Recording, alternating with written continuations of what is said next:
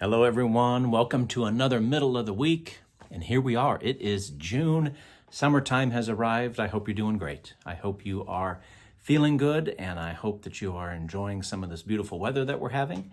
And I hope you're being blessed or taking time to notice the blessings, because sometimes the blessings are always there. We just don't always take time to recognize them. Sometimes we spend a lot of time focusing on all the divisions in the world. Have you felt that as you look around at the world today, all the divisions there? Well, friends, my name is Michael Halfhill. I'm the lead pastor at the Piedmont Park Seventh-day Adventist Church. And today I was thinking about all the divisions that are in the world, even just in our culture here in America. And it's easy to get down. I've even heard people say like, oh, wouldn't it be great to be like it was years ago when everyone was together, or back in Bible times when things were so much simpler and the faith was pure. And I try to remind people that divisions, though not fun, they are not a new thing for us as Christians or for us as humans. Listen to what Paul says in 1 Corinthians chapter 9, starting in verse 19. He says, "For I am free of all men, but I have made myself a servant to all, that I might win the more." Now listen to what Paul says. He says, "To the Jews I became as a Jew, that I might win Jews. To those under the law as under the law, that I might win those who are under the law.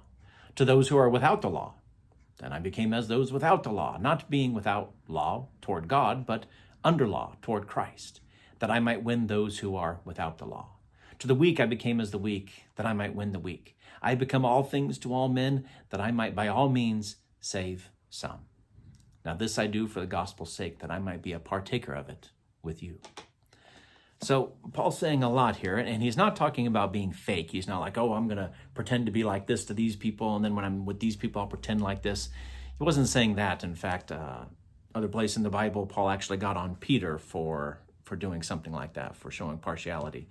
But Paul's saying he is able to connect with people who are like this. But what that shows us is the people that Paul worked with were different. He worked with Jews, he worked with non-Jews, he worked with people who had the law, who didn't have the law, and he was able to make his way through the different groups in order to win people to the gospel. And friends, I think that's our job, to not get so tightly woven into this or to that, to this ideology or to that, so that we can't talk to others. Paul says that his major goal was to win people, all people, no matter what group they may be in, to win them all to the gospel. And so that's really had an impact on me today, making sure that I can talk to, can listen to all groups in our world, because there always will be groups, there always will be divisions, there always will be something inside of us humans that will want to create an us and them. And I say always, meaning until the second coming. When that happens, all those divisions will go away. And the gospel is the thing that breaks those things down. That's what Paul writes about a lot in the New Testament, that the walls that we've put up in the past, the gospel breaks those down. But we have to be willing to enter into where people are at so that we can visit with them and help them see that there's something better than the us and them divisions that we make. So friends, I just wanted to encourage you that way, and kind of encourage myself too, to be able to talk to all people to try to win them to Christ.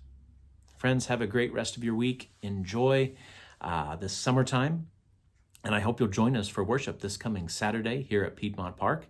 We are starting a new sermon series. We're going to be doing a sermon series on the God of second chances, looking at different Bible characters in the Bible this summer to see how God is a God of second chances. So friends, I hope you'll join us for Sabbath school time here at 9:30, both online and in person. And then our worship time starts at 11 this coming Saturday here at Piedmont Park, both online, on YouTube and Facebook, and in person. Friends, we'd love to have you join us. Take care, everyone, and let's do our best to take care of everyone.